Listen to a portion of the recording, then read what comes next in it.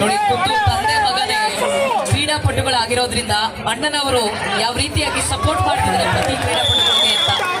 ಈ ರೀತಿಯಾದಂತಹ ಸಪೋರ್ಟು ಕ್ರೀಡಾಪಟುಗಳಿಗೆ ಮಾತ್ರ ಮತ್ತೊಬ್ಬ ಕ್ರೀಡಾಪಟುಗಳ ಅನುಭವ ಗೊತ್ತಿರುತ್ತೆ, ಅದ್ರ ಬಗ್ಗೆ ಗೊತ್ತಿರುತ್ತೆ. ಹಾಗಾಗಿ ಈ ರೀತಿಯಾದಂತಹ ಯಶಸ್ಸು ಸಿಗ್ತಾ ಇದೆ ಅಂತ ಹೇಳ್ಬೋದು.